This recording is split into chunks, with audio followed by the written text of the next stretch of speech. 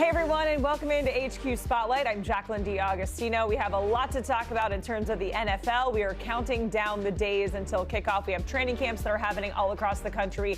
We have more coming your way from Texans camp, and in the meantime, we are starting with the Browns because their quarterback room just got a little bit more crowded, if you can believe that. It was already a very crowded quarterback room. So Joe Flacco, he has been named QB1, but of course, with Kenny Pickett, Dillon Gabriel, and Shedeur Sanders all nursing minor injuries, the Browns now signing Tyler Huntley. He has started 14 games across 5 seasons for the Ravens and the Dolphins.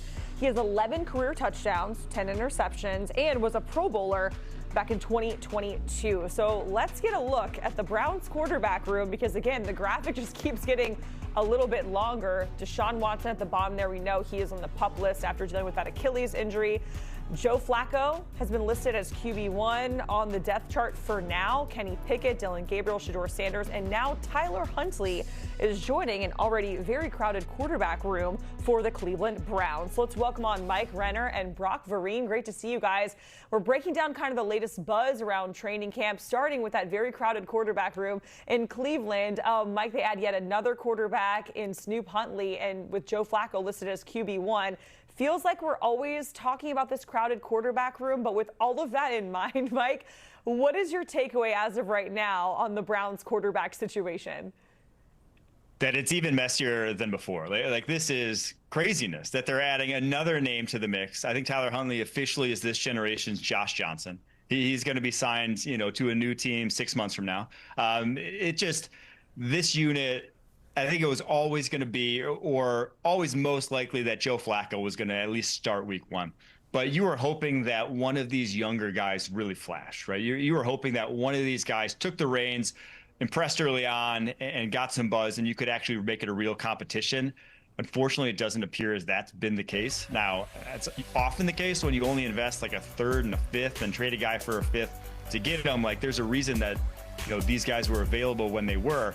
So I'm not particularly inspired, but at least, they got the excuse. These guys are rookies. Dillon Gabriel, Shedeur Sanders. It wasn't going to happen right away. Tyler Huntley stays employed, and I'm happy for him. Get those checks, young man. But I feel the reality that we need to come to terms with is every quarterback that's on this Browns roster is going to play at some point this year. I'm with Mike. Joe Flacco is probably going to start week 1, but Joe Flacco starting it deep into the season means this was a failure of an experiment of a quarterback room.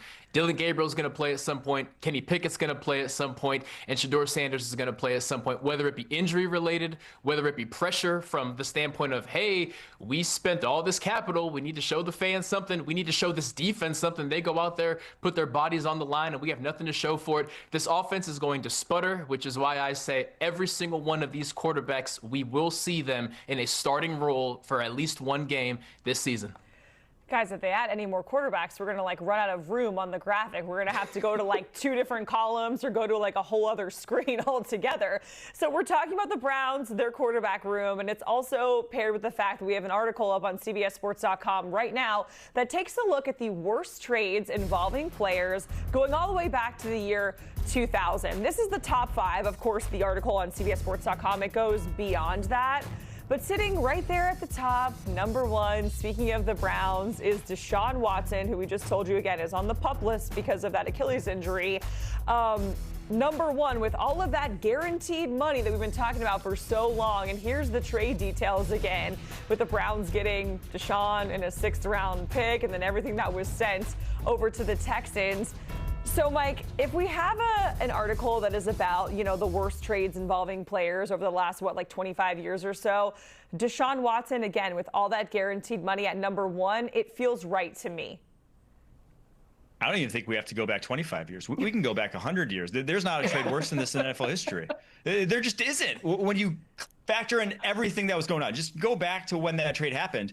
They had Baker Mayfield. They still could have had Baker Mayfield. Is the other thing that makes this even crazier is that you have a guy who's a top 10 quarterback in the NFL right now on your roster that you decided to move on from. And yeah, there was reasons why to do so at the time, but he is Baker Mayfield you would trade for him in a heartbeat if you're the Cleveland Browns right now, the way he's playing down there in Tampa. So not only did you trade for a contract that's been completely underperformed, that you traded for a guy who's been a bottom 3 quarterback in the NFL as he's been your starter, you gave away a guy or gave up on a guy who is a top 10 quarterback in the NFL. So for all those reasons, yeah, unfortunately, it slammed shut a Super Bowl window that was opening for the Cleveland Browns. Mike, not only is it the worst trade on the field, how about off the field? Let's not forget the chaotic state that the NFLPA is in right now. The spark started with the Deshaun Watson contract. So not only on the field did that window slam tight, but the NFLPA is on fire. It is a mess because all the owners decided, hey, this can't happen again. That's how bad this trade was. So we all agree that this is the worst trade ever. As the months go on and this whole NFLPA shuffle goes on, we have to also realize this is still part of the Deshaun Watson trade. The fallout is unprecedented.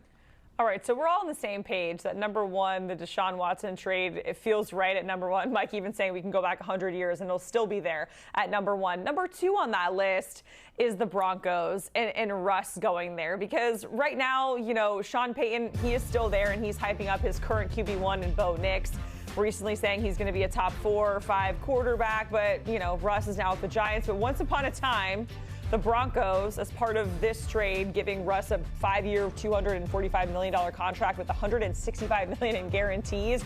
You see all the trade details there. Does Russ going to Denver back then in 2022, Mike, feel right? Like a top 2 worst trade in the NFL?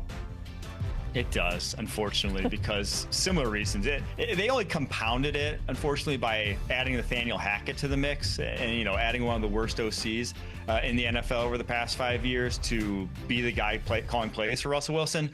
But the amount they gave up, you know, 2 firsts, 2 second, it's incredible that they survived it the way they did. But we do have to at least say, compared to the Browns, the Broncos were so desperate. This was at a time where after Peyton Manning, they had gone through the gambit of quarterbacks that just could not hack it in the NFL.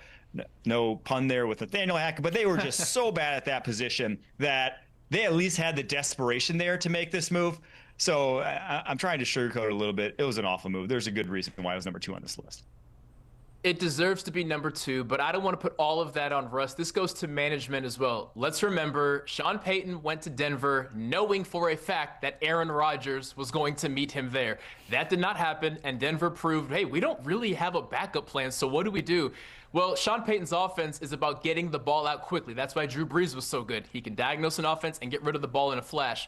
So let's go get Russell Wilson, who's made a career out of holding onto the ball longer than anyone, scrambling around and just chucking it deep. It was a failure from top to bottom, deservedly number 2. But again, not all on Russ, 50-50 between him and the shot callers in Denver. Yeah, and you know what? At least the Broncos at this point, unlike the Browns, are kind of on like an upward trajectory, right? Like they got Bo Nix. Things are looking like they're going in the right direction. So a little bit of a bright spot there for Denver. All right, coming in at number 5 is A.J. Brown for Treylon Burks. And we know the trade details, but just to kind of reiterate it here, the Eagles get a wideout in A.J. Brown, and the Titans get the 2022 number 18 overall pick, which was wideout Treylon Burks, and then, of course, a 2022 third-round pick. So Burks has played in 15 games in the past 2 years, and we have a soundbite of A.J. Brown talking about a Super Bowl ring ceremony. So let's take a listen. It's probably one of the best feelings I experienced, you know, that in that exact moment, you know, I truly felt like a true champion. You know, I came there only for the ring. I didn't eat. I didn't do anything, you know. And the whole ceremony was great. You know, it was good to see some of my old teammates, you know, and talk to them. But that ring was speechless, man. I really enjoyed it. You know, I'm trying to find a place to do it, find something to do with it. It's crazy, guys. We reflect on the last 2 years, of course, talking about how little games that Burks has played in. And, of course, injuries are a huge play here. And then, Mike, you know, on the opposite side of that, we're running out a bite of A.J. Brown talking about his Super Bowl ring, and he's trying to find a spot for it. So the contrast is very stark.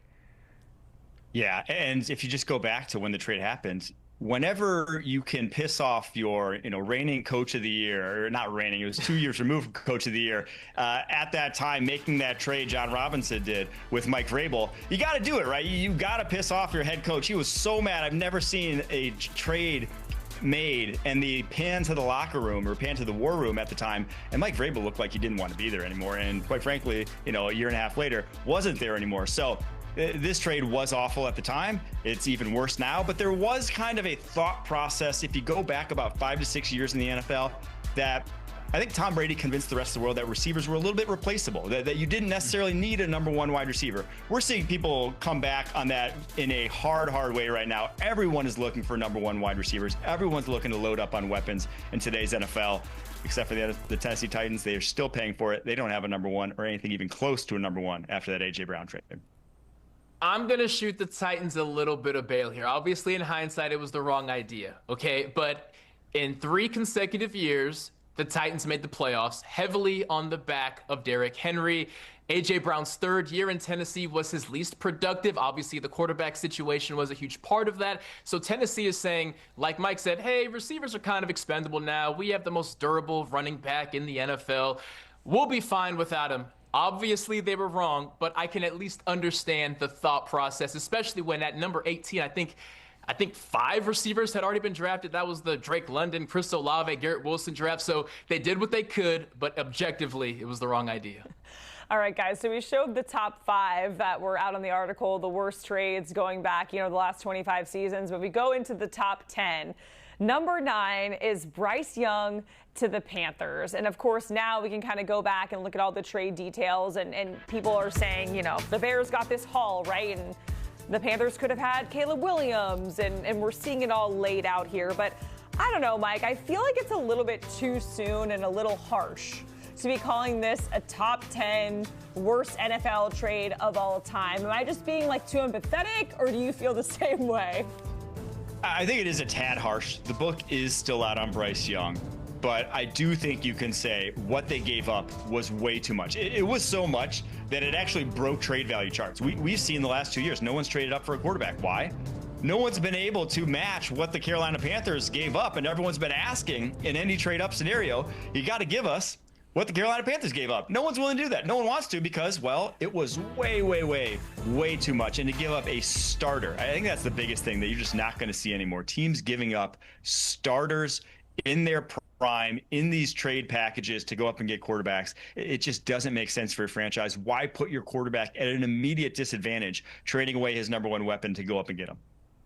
Firmly disagree with this inclusion on the list. We're sitting here projecting that Caleb Williams is going to figure it out this year because of Ben Johnson. We don't know that yet, but what we do know is that Bryce Young, when he returned from being benched, looked like the version of him that we were all hoping for, looked closer to that Heisman quarterback. So projection-wise, I'm fine saying Bryce Young may have a better year than Caleb Williams. We don't know, but the inclusion of it on this list because of that, no way.